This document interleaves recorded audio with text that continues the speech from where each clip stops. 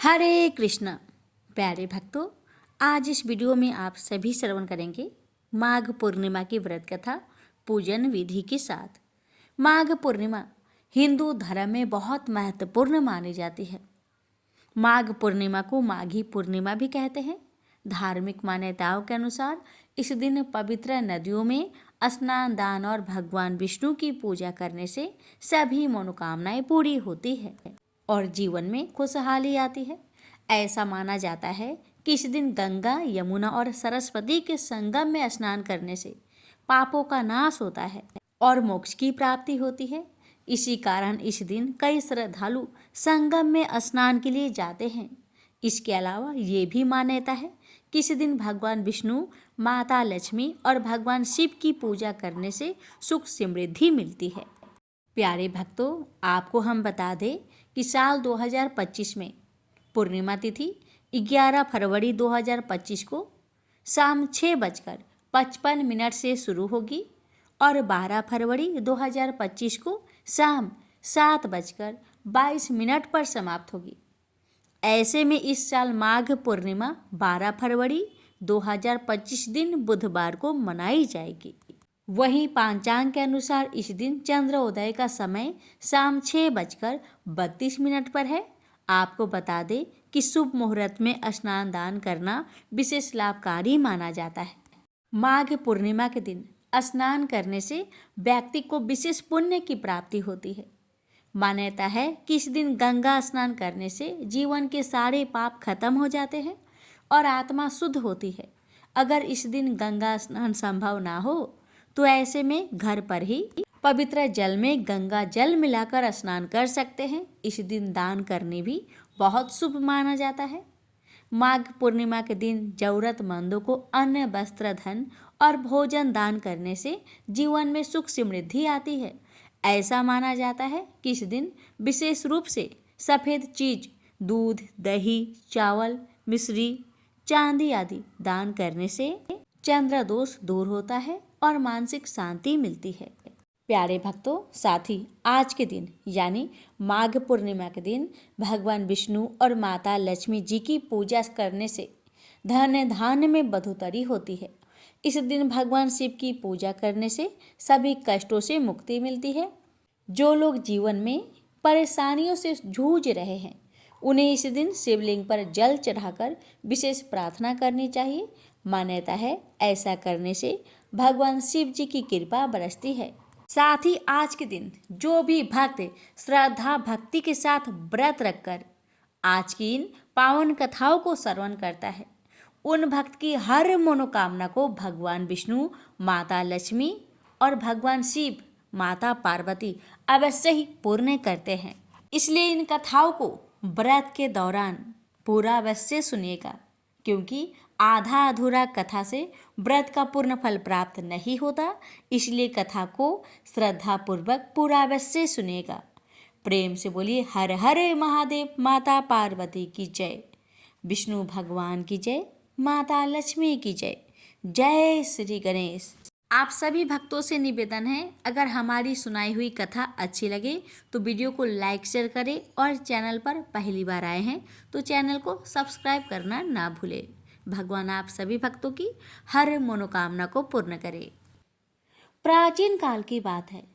उज्जैन नगर में तितिक्षु नाम का एक कृषक ब्राह्मण रहता था। उसके परिवार में एक पत्नी, 2 पुत्र तथा एक पुत्री थी।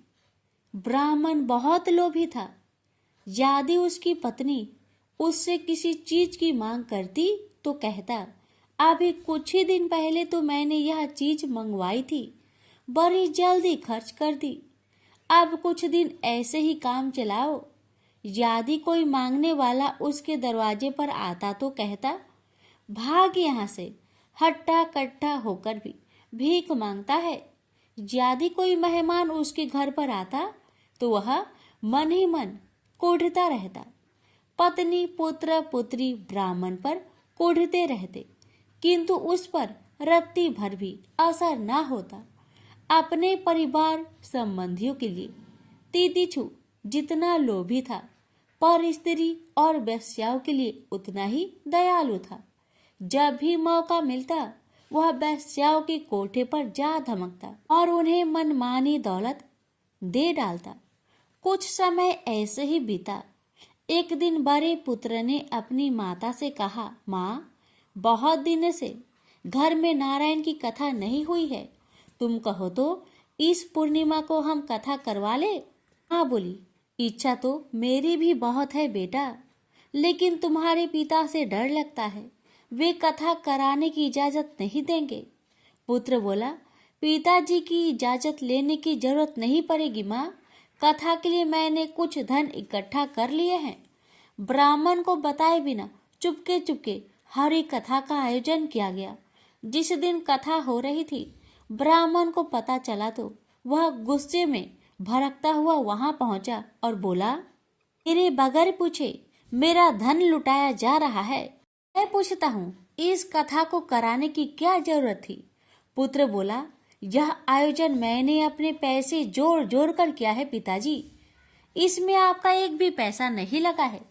पिता गुस्से में भड़कता हुआ बोला, खामोश, मेरे ही घर में रहकर मुझसे जुबान लड़ाता है, तत्काल बंद कर दो ये सब ढोंग। मेरे घर में कोई कथा नहीं होगी। परिवार में कलह होते देख कथावाचक पंडित चुपचाप खिसक गए। कथा आयोजन अपूर्ण ही रह गया। ब्राह्मण को पाप कर्म में लिप्त देखकर देवता नाराज हो गए। इंद्र, अग्नि आदि ने विचार विमर्श किया।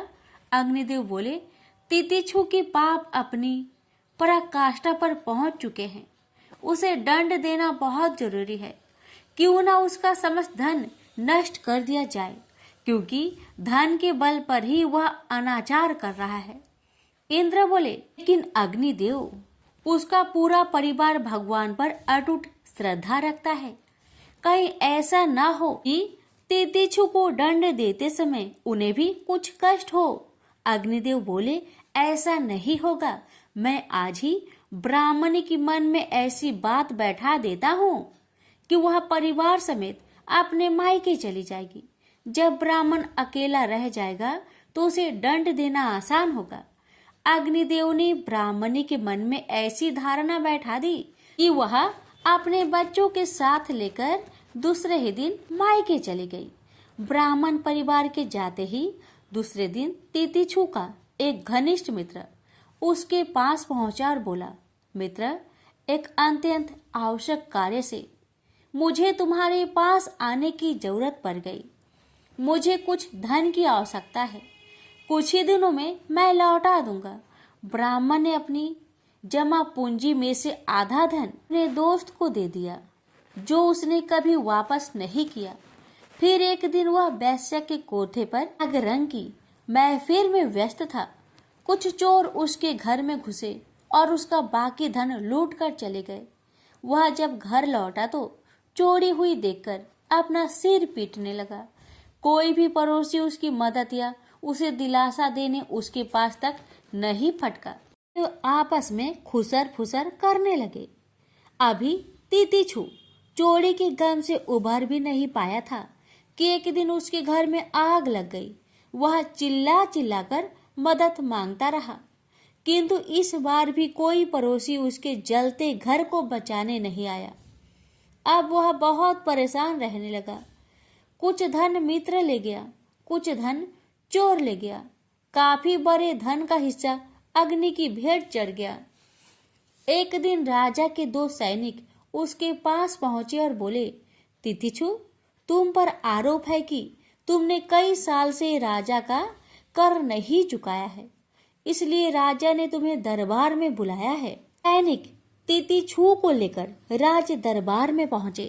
राजा ने उसका अपराध सुनाया और कर न देने का कारण उसकी संपूर्ण संपत्ति को कुर्क करने का आदेश देते हुए कहा, इसकी सब संपत्ति कुर्क करके इसे शहर से बाहर निकाल दिया जाए, ताकि अन्य सभी कर चोरों को सबक मिले। तितिक्षु मारा मारा फिरने लगा।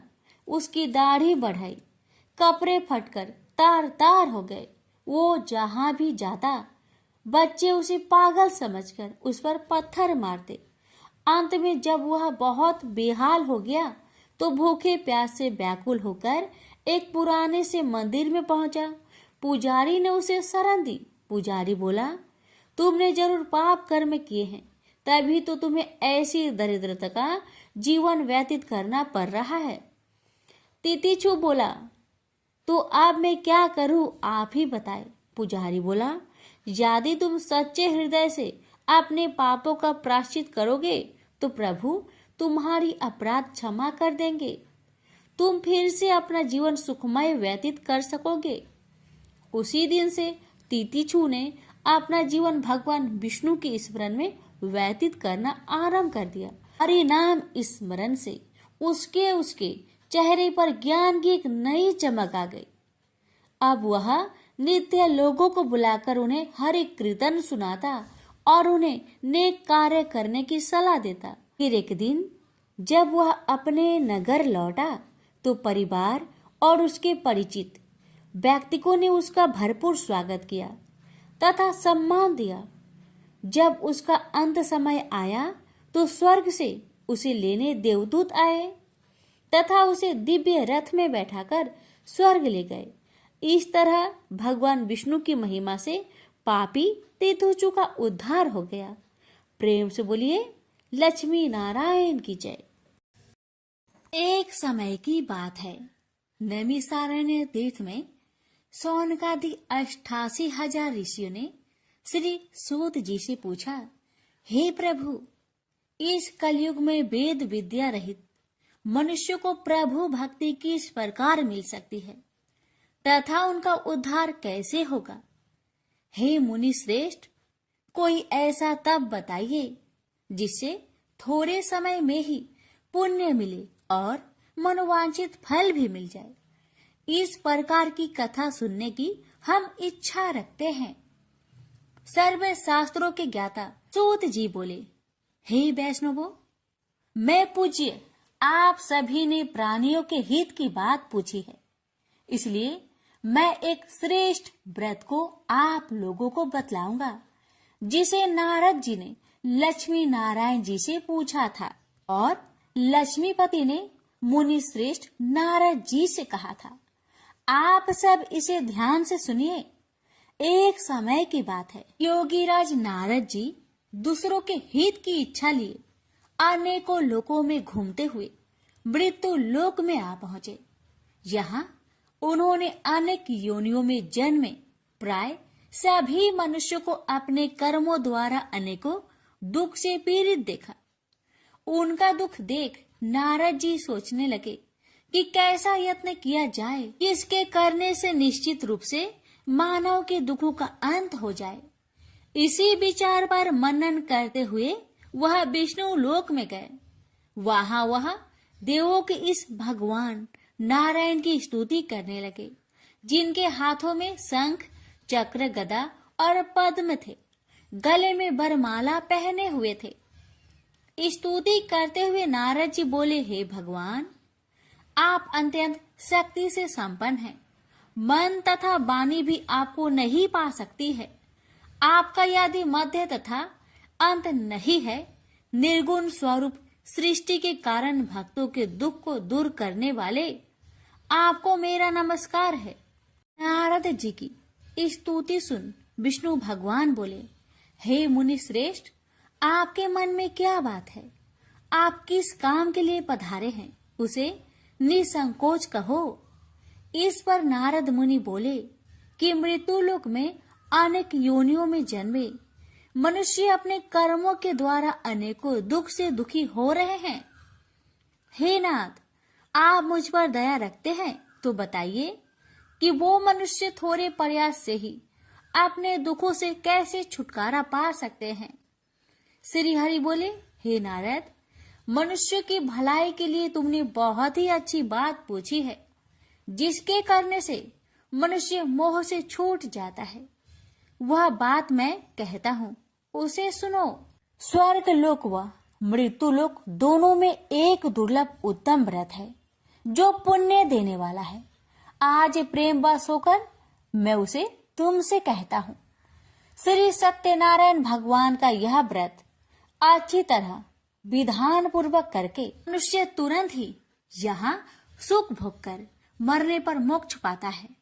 श्री हरि के वचन सुन नारद जी बोले कि उस व्रत का फल क्या है और उसका विधान क्या है, यह व्रत किसने किया था, इस व्रत को किस दिन करना चाहिए, सभी कुछ विस्तार से बताए।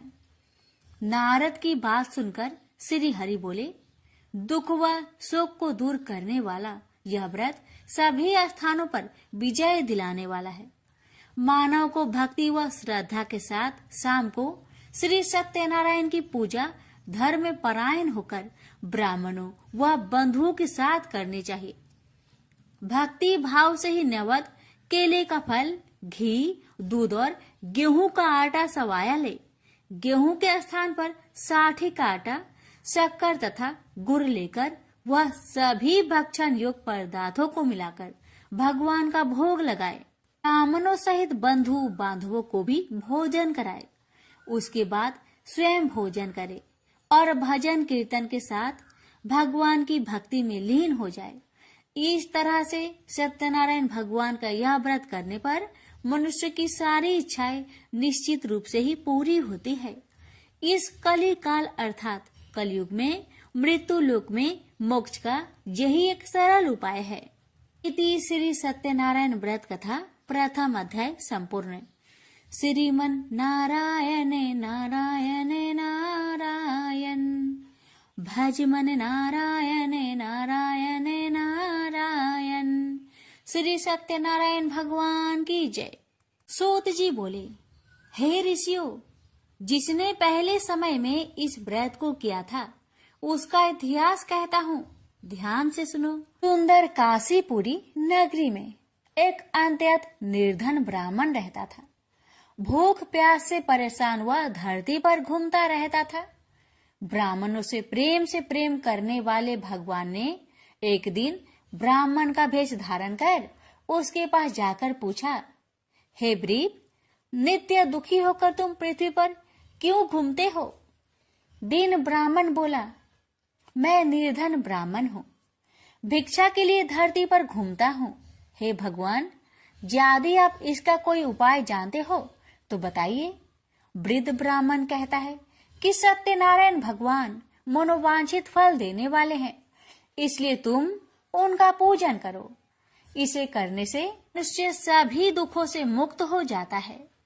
वृद्ध ब्राह्मण बनकर आए सत्यनारायण भगवान उस निर्धन ब्राह्मण को व्रत का सारा विधान बताकर अंतर्ध्यान हो गए। मन ही मन सोचने लगा कि जिस व्रत को वृद्ध ब्राह्मण करने को कह गया है, मैं उसे जरूर करूंगा। यह निश्चय करने के बाद उसे रात में नींद नहीं आई। वह सवेरे उठकर सत्यनारायण भगवान के व्रत का निश्चय कर भिक्षा के लिए चला गया। उस दिन निर्धन ब्राह्मण को भिक्षा में बहुत धन मिला, जिससे उसने बंधु बांधवों के साथ मिलकर श्री सत्यनारायण भगवान का व्रत संपन्न किया। भगवान सत्यनारायण का व्रत संपन्न करने के बाद वह निर्धन ब्राह्मण सभी दुखों से छूट गया और अनेक प्रकार की संपत्तियों से युक्त हो गया। उसी समय से यह ब्राह्मण हर माह इस व्रत को करने लगा। इस तरह से सत्यनारायण भगवान के व्रत को जो भी मनुष्य करेगा वह सभी प्रकार के पापों से छूटकर मोक्ष को प्राप्त होगा। जो मनुष्य इस व्रत को करेगा वह भी सभी दुखों से मुक्त हो जाएगा। सूत जी बोले कि इस तरह से नारद जी से नारायण जी का कहा हुआ श्री सत्यनारायण व्रत को मैंने तुमसे कहा। हे ब्रीपो, मैं अब और क्या कहूँ? ऋषि बोले, हे मुनिवर, संसार में उस ब्रीप से सुनकर और किस किस ने इस व्रत को किया, हम सब इस बात को सुनना चाहते हैं। इसके लिए हमारे मन में श्रद्धा का भाव है। सूत जी बोले, हे मुनियों, जिसने इस व्रत को किया है वह सब सुनो। एक समय वही ब्रीप धन व ऐश्वर्य के अनुसार अपने बंधु बांधवों के साथ इस व्रत को करने को तैयार हुआ। उसी समय एक लकड़ी बेचने वाला बूढ़ा आदमी आया और लकड़ियां बाहर रखकर अंदर ब्राह्मण के घर में गया। प्यास से दुखी वह लकड़हारा उनको व्रत करते देख ब्रीप को नमस्कार कर पूछने लगा कि आप यह क्या कर रहे हैं तथा इसे करने से क्या फल मिलेगा। कृपया मुझे भी बताइए। ब्राह्मण ने कहा कि सब मनोकामनाओं को पूरा करने वाला यह सत्यनारायण भगवान का व्रत है। इनकी कृपा से ही मेरे घर में धन्य धान्य आदि की वृद्धि हुई है। ब्रीफ से सत्यनारायण व्रत के कथा के बारे में जानकर लकड़हारा बहुत प्रसन्न हुआ। चरणामृत लेकर वह प्रसाद खाने के बाद वह अपने घर गया। लकड़हारे ने अपने मन में संकल्प किया कि आज लकड़ी बेचने से जो धन मिलेगा उसी से श्री सत्यनारायण भगवान का उत्तम व्रत करूंगा। मन में इस विचार को ले बूढ़ा आदमी सिर पर लकड़ियां रख उस नगर में बेचने गया जहां धनी लोग ज्यादा रहते थे। उस नगर में उसे अपनी लकड़ियों का दाम पहले से 4 गुना अधिक मिलता है। बूढ़ा प्रसन्नता के साथ दाम लेकर केले, शक्कर, घी, दूध, दही और गेहूं का आटा ले और सत्यनारायण भगवान की व्रत की अन्य सामग्रियां लेकर अपने घर गया। वहां उसने अपने बंधु बांधवों को बुलाकर विधि विधान से सत्यनारायण भगवान का पूजन और व्रत किया। इस व्रत के प्रभाव से वह बूढ़ा लकड़हारा धन पुत्र आदि से युक्त होकर संसार के समस्त सुख भोग अंत काल में बैकुंठ धाम को चला गया। इति श्री सत्यनारायण व्रत कथा 2 अध्याय संपूर्ण। श्रीमन नारायण नारायण नारायण भज मन नारायण नारायण नारायण। श्री सत्यनारायण भगवान की जय। सूत जी बोले, हे श्रेष्ठ मुनियों, अब आगे की कथा कहता हूँ।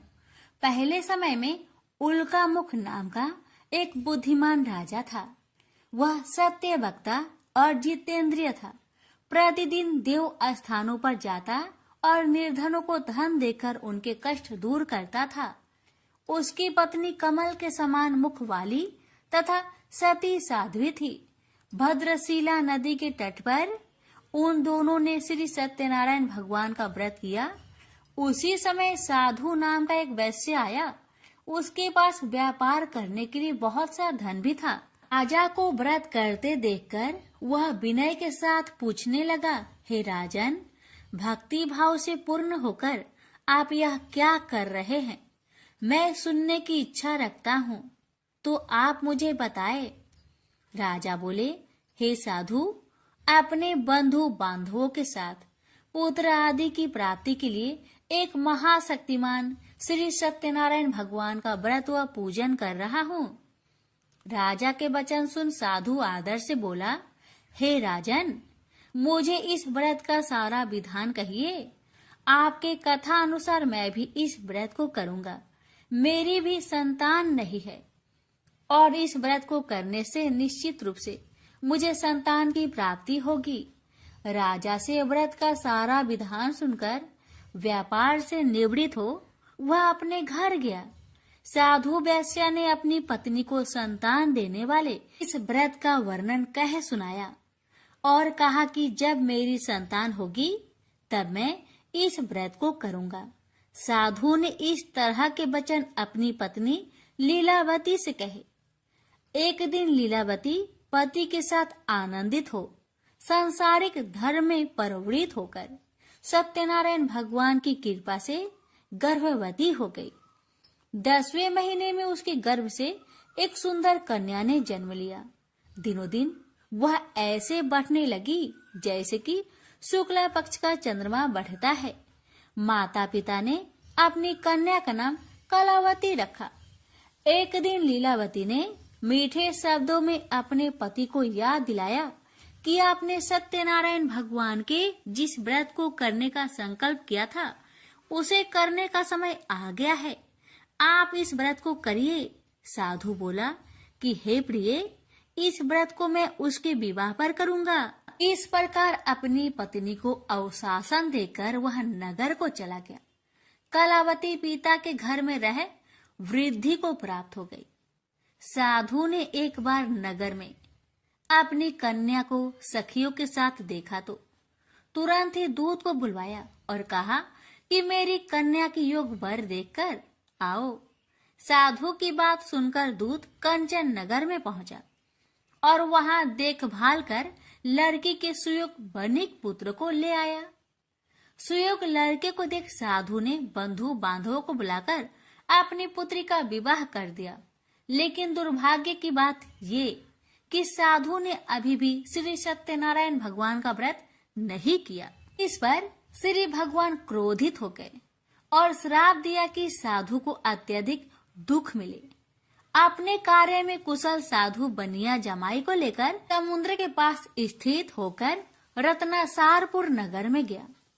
वहां जाकर दामाद ससुर दोनों मिलकर चंद्रकेतु राजा के नगर में व्यापार करने लगे। एक दिन भगवान सत्यनारायण की माया से एक चोर राजा का धन चुराकर भाग रहा था। उसने राजा के सिपाहियों को अपना पीछा करते देख चुराया हुआ धन वहां रख दिया जहां साधु अपने जमाई के साथ ठहरा हुआ था। राजा के सिपाहियों ने साधु वैश्या के पास राजा का धन पड़ा देखा तो वह ससुर जमाई दोनों को बांधकर प्रसन्नता से राजा के पास ले गए और कहा कि उन दोनों चोरों को हम पकड़ लाए हैं, आप आगे की कार्रवाई की आज्ञा दे। राजा की आज्ञा से उन दोनों को कठिन कारावास में डाल दिया गया और उनका सारा धन भी उनसे छीन लिया गया। श्री सत्यनारायण भगवान के श्राप से साधु की पत्नी भी बहुत दुखी हुई। घर में जो धन रखा था उसे चोर चुरा ले गए। शारीरिक तथा मानसिक पीड़ा व भूख प्यास से अति दुखी हो अन्न की चिंता में कालावती के ब्राह्मण के घर गई। वहां उसने श्री सत्यनारायण भगवान का व्रत होते देखा। फिर कथा भी सुनी। वह प्रसाद ग्रहण कर वह रात को घर वापस आई। माता ने कलावती से पूछा कि हे पुत्री, अब तक तुम कहाँ थी, तेरे मन में क्या है? कलावती ने अपने माता से कहा, हे माता, मैंने एक ब्राह्मण के घर में श्री सत्यनारायण भगवान का व्रत देखा है। कन्या के वचन सुन लीलावती भगवान की पूजन की तैयारी करने लगी। लीलावती ने परिवार व बंधुओं सहित सत्यनारायण भगवान का पूजन किया और उनसे वर मांगा कि मेरे पति तथा जमाई शीघ्र घर आ जाए। साथ ही यह भी प्रार्थना की कि हम सबका अपराध क्षमा करे। श्री सत्यनारायण भगवान इस व्रत से संतुष्ट हो गए और राजा चंद्रकेतु को सपने में दर्शन दे कहा कि हे राजन, तुम उन दोनों वेश्या को छोड़ दो और तुमने उनका जो धन लिया है उसे वापस कर दो। अगर ऐसा नहीं किया तो मैं तुम्हारा धन, राज्य व संतान सभी को नष्ट कर दूंगा। राजा को यह सब कहकर वह अंतर्ध्यान हो गए। अतः काल सभा में राजा ने अपना सपना सुनाया। फिर बोले कि बानिक पुत्र को कैद से मुक्त कर सभा में लाओ। दोनों ने आते ही राजा को प्रणाम किया। राजा मीठी बानी से बोला, हे महानुभावों, भाग्यवश ऐसा कठिन दुख तुम्हें प्राप्त हुआ है, लेकिन अब तुम्हें कोई भय नहीं है।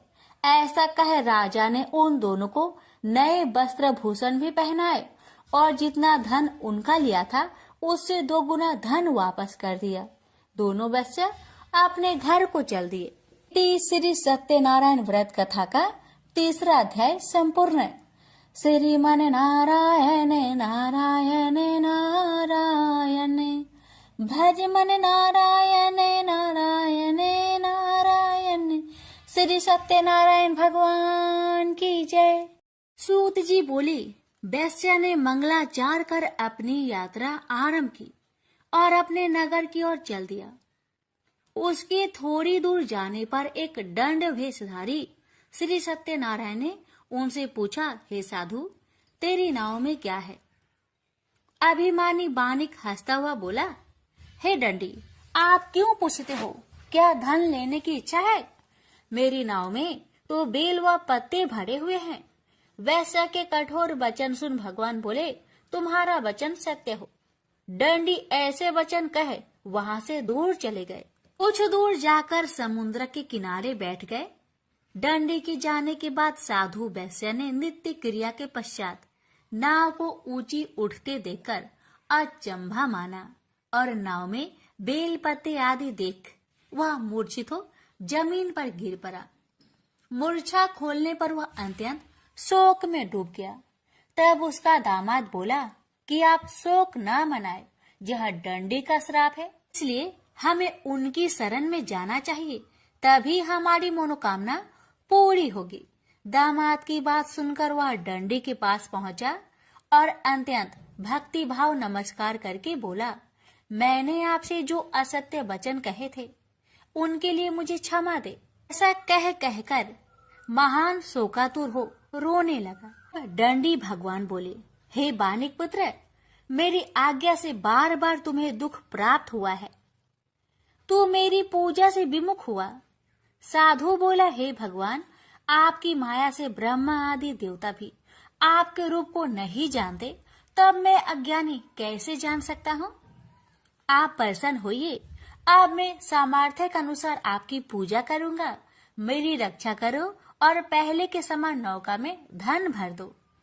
साधु वैश्य के भक्ति पूर्वक वचन सुनकर भगवान प्रसन्न हो गए और उसकी इच्छा अनुसार वरदान देकर अंतर ध्यान हो गए। ससुर जमाई जब नाव पर आए तो नाव धन से भरी हुई थी। फिर वही अपने अन्य साथियों के साथ सत्यनारायण भगवान का पूजन कर अपने नगर को चल दिए। जब नगर के नजदीक पहुंचे तो दूत को घर पर खबर करने के लिए भेज दिया। दूत साधु की पत्नी को प्रणाम कर कहता है कि मालिक अपने दामाद सहित नगर के निकट आ गए हैं।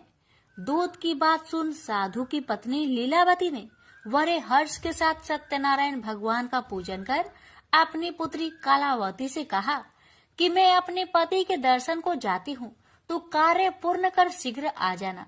माता के ऐसे वचन सुन कलावती जल्दी में प्रसाद छोड़ अपने पति के पास चली गई। प्रसाद की अवज्ञा के कारण श्री सत्यनारायण भगवान रुष्ट हो गए और नाव सहित उसके पति को पानी में डुबो दिए।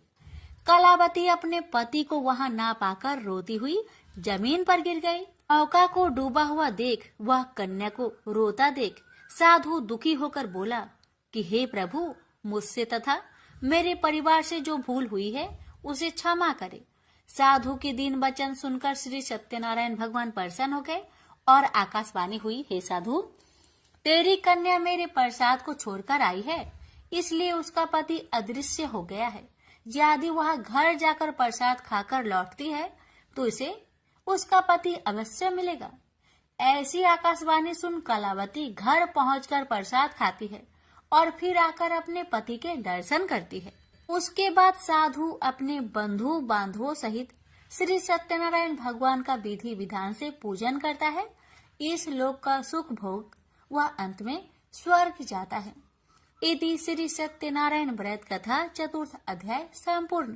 श्रीमन नारायणे नारायणे नारायणे भज मन नारायणे नारायणे नारायण। श्री सत्यनारायण भगवान की जय। श्री सूत जी बोले, हे ऋषियों, मैं और भी एक कथा सुनाता हूँ, उसे भी ध्यान पूर्वक सुनो। प्रजा पालन में लीन तुंगध्वज नाम का एक राजा था। उसने भी भगवान का प्रसाद त्याग कर बहुत ही दुख प्राप्त किया। एक बार वन में जाकर वन्य पशुओं को मारकर वह बर के पेड़ के नीचे आया। वहां उसने ग्वालों को भक्ति भाव से अपने बंधुओं सहित सत्यनारायण भगवान का पूजन करते देखा। अभिमान बस राजा ने उन्हें देखकर भी पूजा स्थान में नहीं गया, न ही उसने भगवान को नमस्कार किया। ग्वालों ने राजा को प्रसाद दिया, लेकिन उसने वह प्रसाद नहीं खाया और प्रसाद को वही छोड़कर वह अपने नगर को चला गया। जब वह नगर में पहुंचा तो वहां सब कुछ तहस नहस हुआ पाया, तो वह शीघ्र ही समझ गया कि यह सब भगवान ने ही किया है। वह दोबारा ग्वालों के पास पहुंचा और विधि पूर्वक पूजा कर प्रसाद खाया, तो श्री सत्यनारायण भगवान की कृपा से सब कुछ पहले जैसा हो गया। दीर्घ काल तक सुख भोगने के बाद मरोना उपरांत उसे स्वर्ग लोक की प्राप्ति हुई। तो मनुष्य परम दुर्लभ इस व्रत को करेगा तो भगवान सत्यनारायण की अनुकंपा से उसे धन्य धान्य की प्राप्ति होगी। निर्धन धनी हो जाता है और भय मुक्त हो जीवन जीता है। संतानहीन मनुष्य को संतान सुख मिलता है और सारे मनोरथ पूर्ण होने पर मानव अंत काल में वैकुंठ धाम को जाता है। सूत जी बोले, जिन्होंने पहले इस व्रत को किया है, अब उनके दूसरे जन्म की कथा कहता हूँ। वृद्ध संतानंद ब्राह्मण ने सुदामा का जन्म लेकर मोक्ष की प्राप्ति की। लकरहारे ने अगले जन्म में निषाद बनकर मोक्ष प्राप्त किया। उल्कामुख नाम का राजा दशरथ होकर बैकुंठ को गए। साधु नाम के वैश्य ने मोर ध्वज बनकर अपने पुत्र को आरे से चीरकर मोक्ष पाया। महाराज तुंग ध्वज ने स्वयंभू होकर भगवान में भक्ति युक्त हो कर्म कर मोक्ष पाया। श्री सत्यनारायण व्रत कथा का 5वां अध्याय संपूर्ण हुआ। श्रीमन नारायण नारायण नारायण, भज मन नारायण नारायण नारायण। श्री सत्यनारायण भगवान की जय। एक बूढ़ा ब्राह्मण था। वह रोज पीपल को जल से सींचता था। पीपल में से रोज एक लड़की निकलती और कहती, पिताजी मैं आपके साथ जाऊंगी। यह सुनते सुनते बूढ़ा दिन व दिन कमजोर होने लगा। तो बुढ़िया ने पूछा कि क्या बात है? बूढ़ा बोला कि पीपल से एक लड़की निकलती है और कहती है कि वह भी मेरे साथ चलेगी। बुढ़िया बोली कि कल ले आना उस लड़की को। जहाँ 6 लड़कियां पहले से ही है हमारे घर में, वहाँ 7वीं लड़की और सही। अगले दिन बूढ़ा उस लड़की को घर ले आया। घर लाने के बाद बूढ़ा ब्राह्मण आटा मांगने गया तो उसे पहले दिनों की अपेक्षा आज ज्यादा आटा मिला था। जब बुढ़िया वह आटा छानने लगी तो लड़की ने कहा कि लाओ माँ, मैं छान देती हूँ। जब वह आटा छानने बैठी तो पारात भर गई। उसके बाद माँ खाना बनाने जाने लगी तो लड़की बोली कि आज रसोई मैं जाऊंगी। तो बुढ़िया बोली कि ना, तेरे हाथ जल जाएंगे। लेकिन लड़की नहीं मानी और वह रसोई में खाना बनाने गई तो उसने तरह तरह के 36 व्यंजन बना डाले और आज सभी ने भर पेट खाना खाया। इससे पहले वह आधा पेट भूखा ही रहते थे। रात हुई तो बुढ़िया का भाई आया और कहने लगा कि दीदी मैं खाना खाऊंगा। बुढ़िया परेशान हो गई कि अब खाना कहाँ से लाएंगे। लड़की ने पूछा, क्या बात है माँ?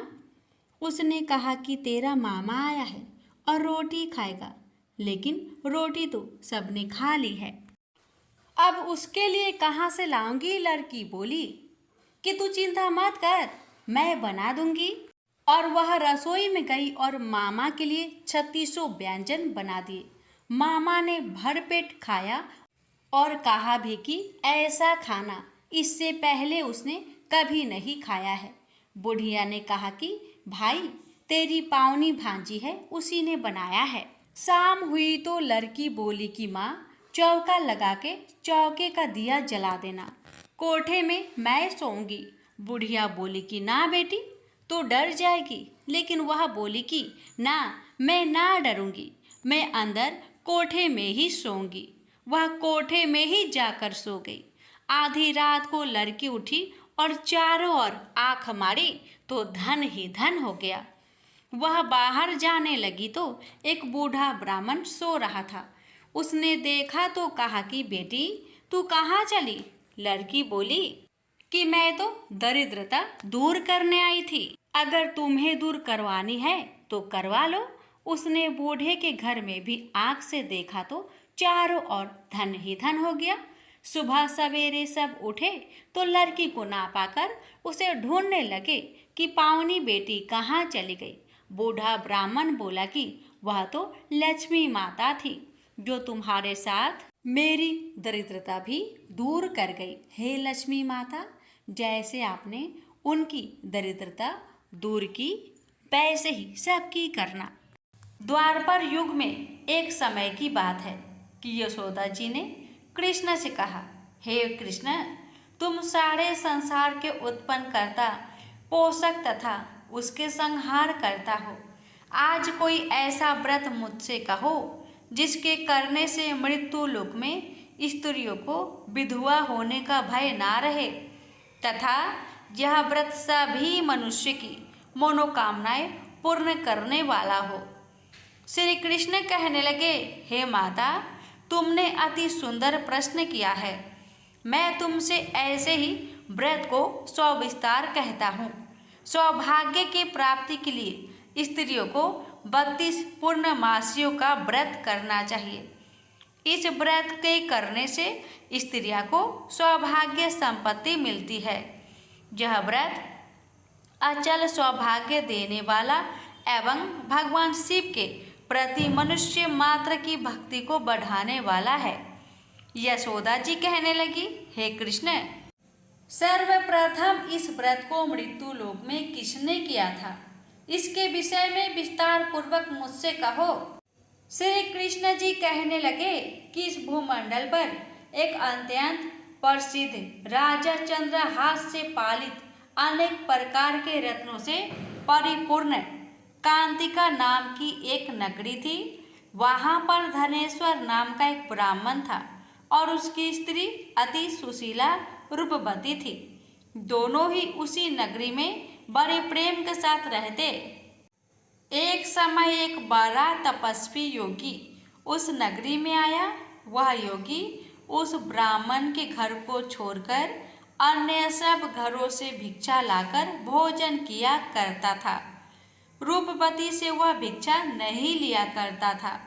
उस योगी ने एक दिन रूपवती से भिक्षा न लेकर किसी अन्य घर से भिक्षा लेकर गंगा किनारे जाकर भिक्षान्न को प्रेम पूर्वक खा रहा था कि धनेश्वर ने योगी का यह सब कार्य किसी प्रकार से देख लिया। अपनी भिक्षा के अनादर से दुखी होकर धनेश्वर योगी से बोला, महात्मन, आप सब घरों से भिक्षा लेते हैं परंतु मेरे घर की भिक्षा कभी भी नहीं लेते, इसका कारण क्या है? योगी ने कहा कि निसंतान के घर की भीख पतितों के अन्न के तुल्य होती है और जो पतितों का अन्न खाता है वो भी पतित हो जाता है। चूंकि तुम निसंतान हो अतः पतित हो जाने के भय से मैं तुम्हारे घर की भिक्षा नहीं लेता हूँ। धनेश्वर यह बात सुनकर अपने मन में बहुत दुखी हुआ और हाथ जोड़कर योगी के पैरों पर गिर पड़ा तथा अंतर्भाव से कहने लगा, हे महाराज, यदि ऐसा है तो आप मुझको पुत्र प्राप्ति का उपाय बतलाइए। आप सर्वज्ञ हैं, मुझ पर अवश्य ही यह कृपा कीजिए। धन की मेरे घर में कोई कमी नहीं परंतु मैं पुत्र न होने के कारण अत्यंत दुखी हूँ। आप मेरे इस दुख का हरण करें, आप सामर्थ्यवान हैं। यह सुनकर योगी कहने लगे, हे ब्राह्मण, तुम चंडी की आराधना करो। घर आकर उसने अपने स्त्री से सब वृत्तांत कहा और स्वयं तप के निमित्त वन में चला गया। वन में जाकर उसने चंडी की उपासना की और उपवास किया।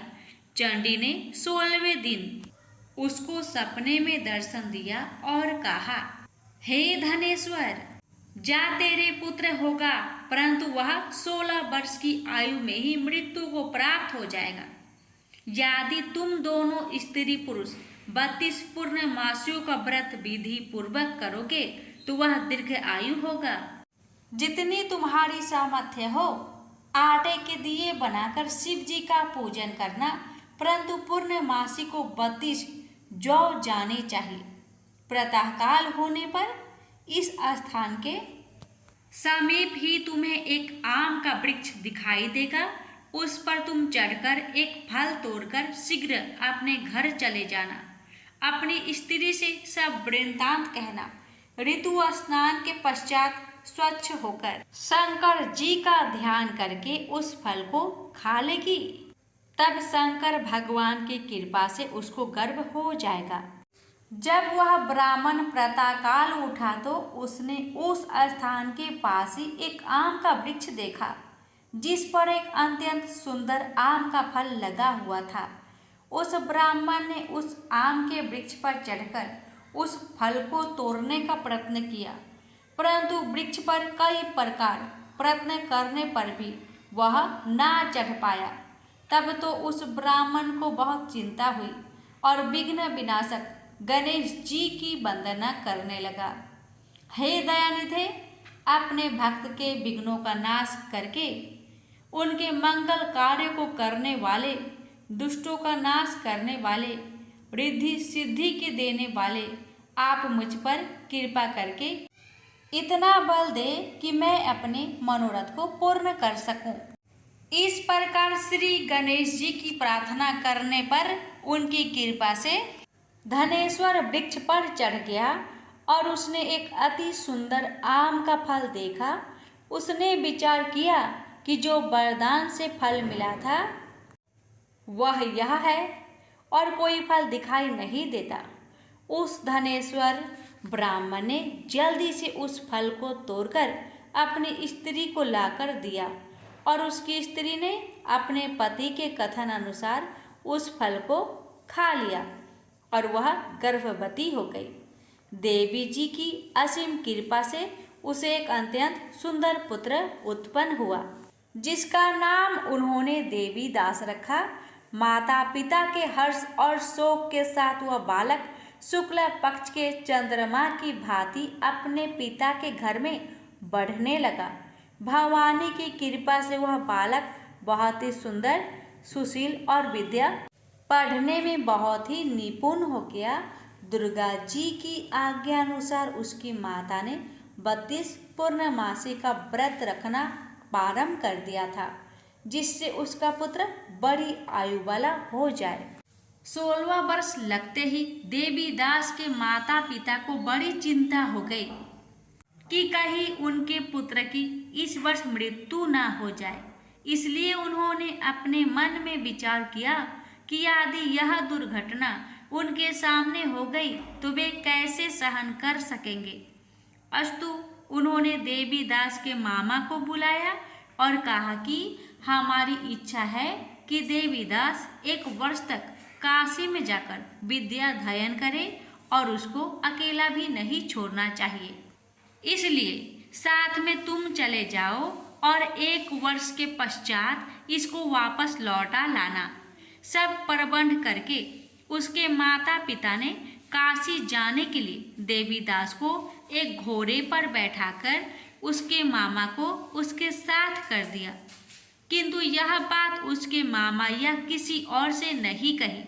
धनेश्वर ने सपत्नीक अपने पुत्र की मंगल कामना तथा दीर्घ आयु के लिए भगवती दुर्गा की आराधना और पूर्णमासियों का व्रत करना आरंभ कर दिया।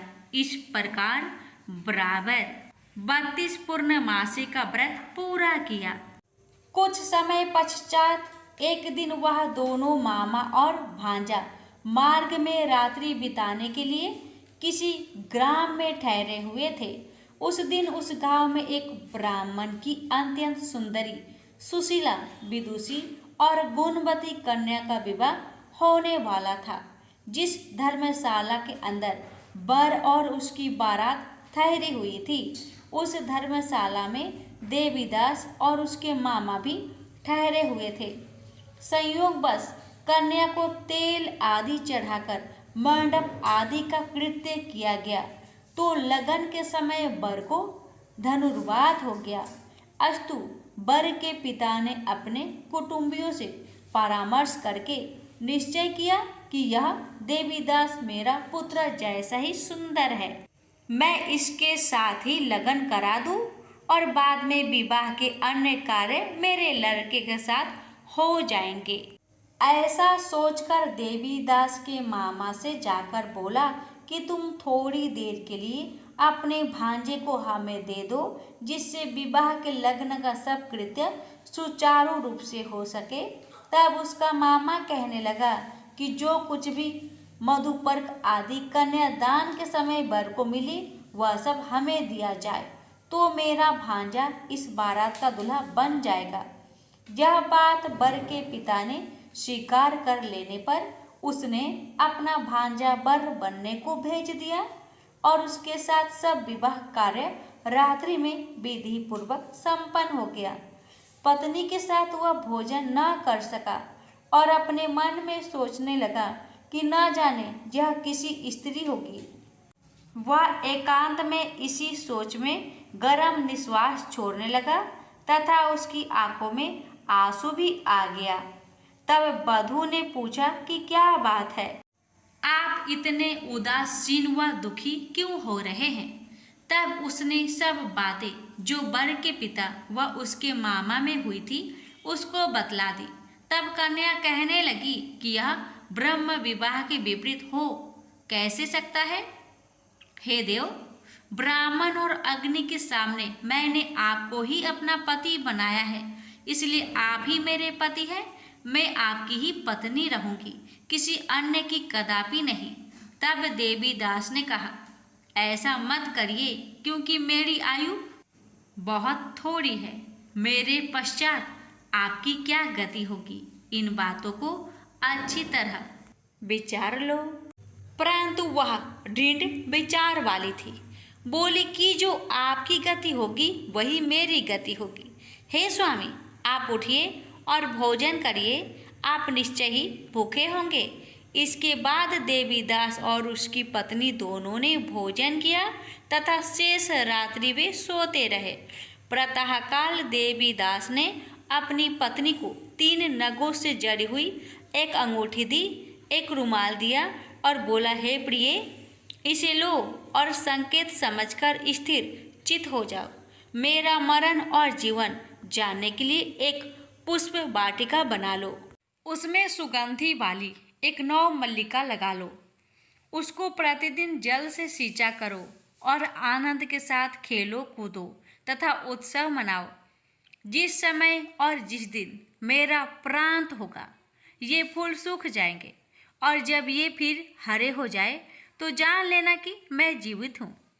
यह बात निश्चय करके समझ लेना, इसमें कोई संचय नहीं है। यह समझाकर वह चला गया।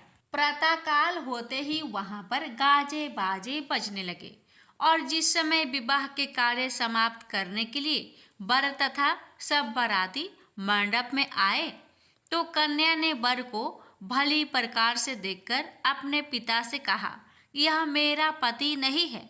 मेरा पति वही है जिसके साथ रात्रि में मेरा पानी ग्रहण हुआ था। इसके साथ मेरा विवाह नहीं हुआ है। यदि यह वही है तो बताए कि मैंने इसको क्या किया। मधुपर्क और कन्यादान के समय जो मैंने भूषण आदि दिए थे उन्हें दिखाए, तथा रात में मैंने क्या गुप्त बातें कही थी वह सब सुनाए। पिता ने उसके कथन अनुसार वर को बुलाया। कन्या की यह सब बातें सुनकर वह कहने लगा कि मैं कुछ नहीं जानता। इसके पश्चात लज्जित होकर वह अपना सा मुंह लेकर चला गया, और सारी बारात भी अपमानित होकर वहां से लौट गई। भगवान श्री कृष्ण बोले, हे माता, इस प्रकार देवीदास काशी विद्याध्ययन के लिए चला गया। जब कुछ समय बीत गया तो काल से प्रेरित होकर एक सर्प रात्रि के समय उसको डसने के लिए वहां पर आया।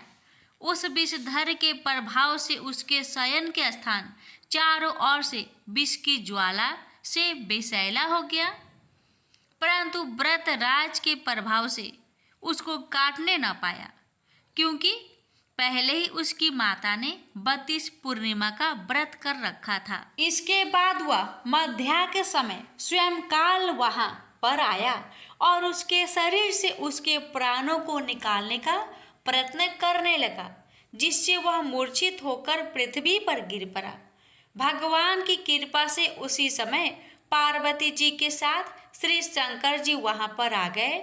उसको मूर्छित दशा में देखकर पार्वती जी ने भगवान शंकर से प्रार्थना की कि हे महाराज, इस बालक की माता ने पहले 32 पूर्णिमा का व्रत किया था, जिसके प्रभाव से हे भगवान आप इसको प्राण दान दे।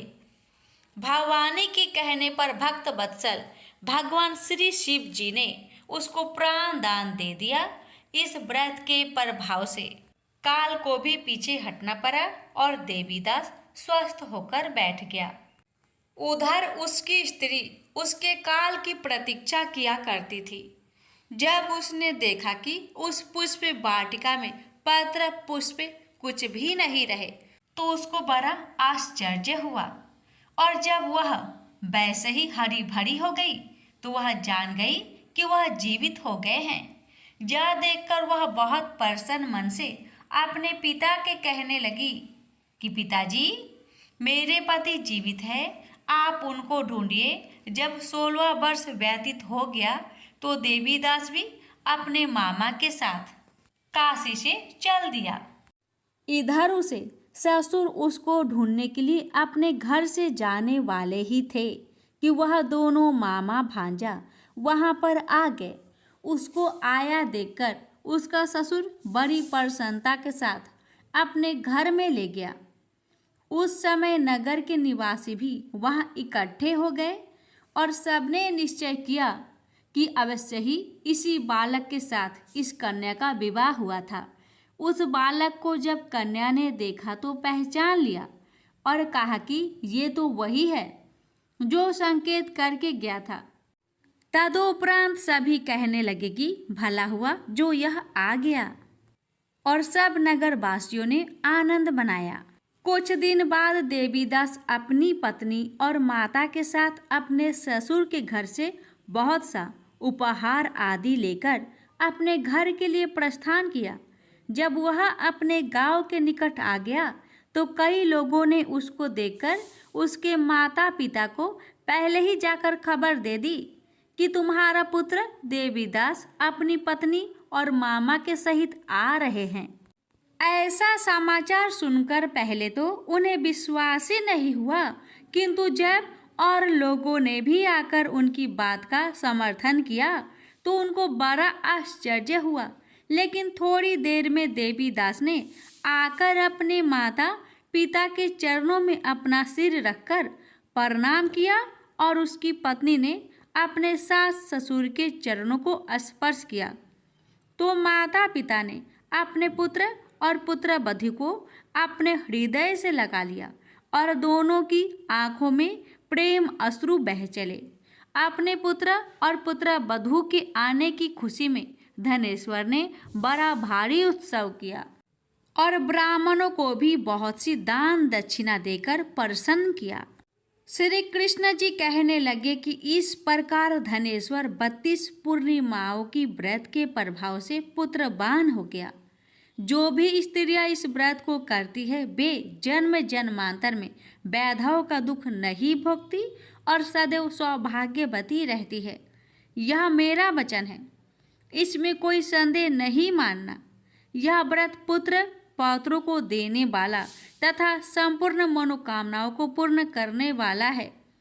32 पूर्णिमाओं के व्रत करने से व्रत की सब इच्छाएं भगवान शिव जी की कृपा से पूर्ण हो जाती है। प्रेम से बोलिए हर हर महादेव। अब आइए जानते हैं 32 पूर्णिमा व्रत की पूजन विधि के बारे में। एक बार देवराज इंद्र देवगुरु बृहस्पति के साथ भगवान शिव का दर्शन करने कैलाश गए। महादेव ने दोनों की परीक्षा लेनी चाहिए, इसलिए रूप बदलकर अवधूत बन गए। उनके शरीर पर कोई वस्त्र न था। उनका शरीर जलती हुई अग्नि के समान धधक रहा था और अत्यंत भयंकर नजर आते थे। अवधूत दोनों के रास्ते में खड़े हो गए। इंद्र ने एक विचित्र पुरुष को रास्ते में खड़े देखा तो चौंके। इंद्र को देवराज होने पर गर्व घेरने लगा। उन्होंने उस भयंकर पुरुष से पूछा, तुम कौन हो? भगवान शिव अभी कैलाश पर विराज रहे हैं या कहीं भ्रमण पर है?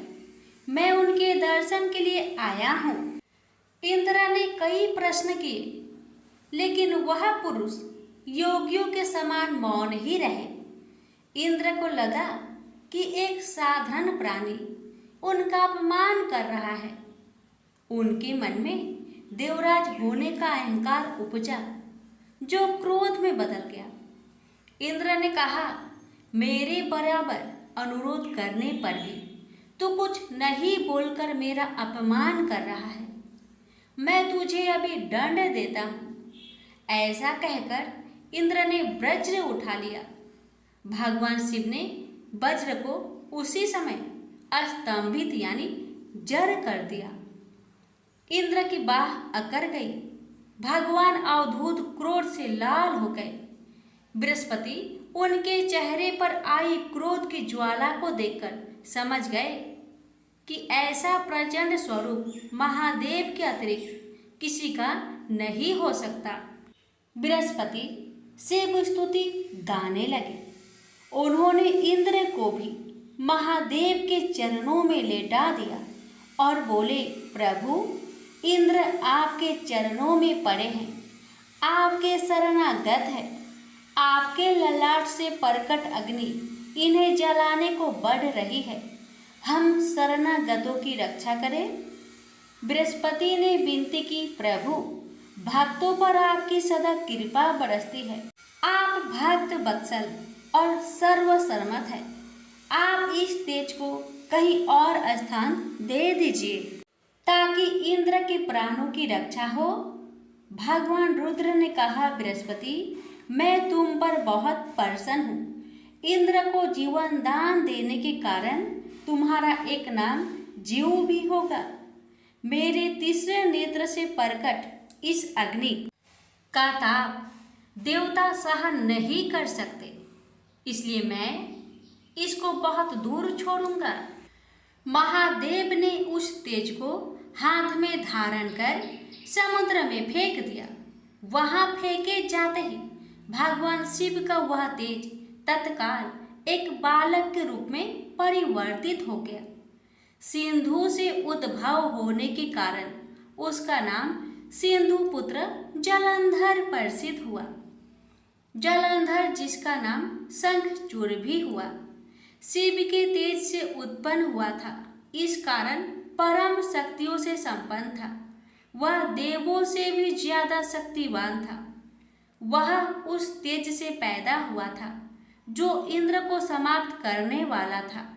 इसलिए असुरों ने उसे अपना राजा बनाया। अवधूत रूप में यह लीला करने के बाद महादेव अंतर्ध्यान हो गए। इंद्र के गर्भ का भंजन भी हुआ, भगवान के दर्शन भी हो गए। तुलसी से जुड़ी एक कथा बहुत प्रचलित है। श्रीमद् देवी भागवत पुराण में इनके अवतरण की दिव्य लीला कथा भी बनाई गई है। एक बार शिव ने अपने तेज को समुद्र में फेंक दिया था। उससे एक महातेजस्वी बालक ने जन्म लिया। यह बालक आगे चलकर जालांधर के नाम से पराक्रमी दैत्य राजा बना। इसकी राजधानी का नाम जालांधर नगरी था। दैत्यराज काल नेमि की कन्या वृंदा का विवाह जालंधर से हुआ। जालंधर महाराक्षस था। अपनी सत्ता के मद में चूर उसने माता लक्ष्मी को पाने की कामना से युद्ध किया, परंतु समुद्र से ही उत्पन्न होने के कारण माता लक्ष्मी ने उसे अपने भाई के रूप में स्वीकार किया। वहां से पराजित होकर वह देवी पार्वती को पाने की लालसा से कैलाश पर्वत पर गया। भगवान देवाधिदेव शिव का ही रूप धरकर माता पार्वती के समीप गया, परंतु मां ने अपने योग बल से उसे तुरंत पहचान लिया तथा वहां से अंतर्ध्यान हो गई। देवी पार्वती ने क्रोध होकर सारा वृत्तांत भगवान विष्णु को सुनाया। जालांधर की पत्नी वृंदा अत्यंत पतिव्रता स्त्री थी। उसी के पतिव्रत धर्म की शक्ति से जालांधर ना तो मारा जाता था और ना ही पराजित होता था। इसलिए जालांधर का नाश करने के लिए वृंदा के पतिव्रत धर्म को भंग करना बहुत जरूरी था। इसी कारण भगवान विष्णु ऋषि का भेष धारण कर वन में जा पहुँचे, जहाँ वृंदा अकेली भ्रमण कर रही थी। भगवान के साथ दो मायावी राक्षस भी थे, जिन्हें देखकर वृंदा भयभीत हो गई। ऋषि ने वृंदा के सामने पल में दोनों को भस्म कर दिया। उनकी शक्ति देखकर वृंदा ने कैलाश पर्वत पर महादेव के साथ युद्ध कर रहे अपने पति जालंधर के बारे में पूछा। ऋषि ने अपनी माया जाल से दो बानर प्रकट किए। एक बानर के हाथ में जालंधर का सिर था तथा दूसरे के हाथ में धर। अपने पति की यह दशा देखकर वृंदा मूर्छित होकर गिर पड़ी। होश में आने पर उन्होंने ऋषि रूपी भगवान विष्णु से विनती की कि वह उसके पति को जीवित करे। भगवान ने अपनी माया से पुनः जालंधर का सिर धड़ से जोड़ दिया, परंतु स्वयं भी वह उसी शरीर में प्रवेश कर गए। वृंदा को इस छल का जरा आभास न हुआ। जालंधर बने भगवान के साथ वृंदा पतिव्रता का व्यवहार करने लगी, जिससे उसका अस्तित्व भंग हो गया। ऐसे होते ही वृंदा का पति जालंधर युद्ध में हार गया। इस सारी लीला का जब वृंदा को पता चला तो उसने क्रोध होकर भगवान विष्णु को शीला होने का श्राप दे दिया तथा स्वयं सती हो गई। जहाँ वृंदा भस्म हुई वहाँ तुलसी का पौधा उगा। भगवान विष्णु ने वृंदा से कहा, हे वृंदा, तुम अपने अस्तित्व के कारण मुझे लक्ष्मी से भी अधिक प्रिय हो गई हो। अब तुम तुलसी के रूप में सदा मेरे साथ रहोगी। जो मनुष्य भी मेरे शालिग्राम रूप के साथ तुलसी का विवाह करेगा उसे इस लोक और परलोक में विपुल यश प्राप्त होगा। जिस घर में तुलसी होती है वहाँ यम के दूत भी असमय नहीं जा सकते। गंगा व नर्मदा के जल में स्नान तथा तुलसी का पूजन बराबर माना जाता है। चाहे मनुष्य कितना भी पापी क्यों न हो, मृत्यु के समय जिसके प्राण मंजरी रहित तुलसी और गंगा जल मुख में रखकर निकल जाते हैं, वह पापों से मुक्त होकर बैकुंठ धाम को प्राप्त होता है। जो मनुष्य तुलसी व आंवले की छाया में अपने पितरों का श्राद्ध करता है, उसके पितर मोक्ष को प्राप्त हो जाते हैं।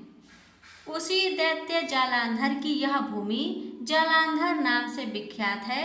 सती वृंदा का मंदिर मोहल्ला कोट किशनचंद में स्थित है। कहते हैं इस स्थान पर एक प्राचीन गुफा थी जो सीधी हरिद्वार तक जाती थी। प्रेम से बोलिए जय श्री हरि। तुलसी मैया की जय। लक्ष्मी नारायण की जय।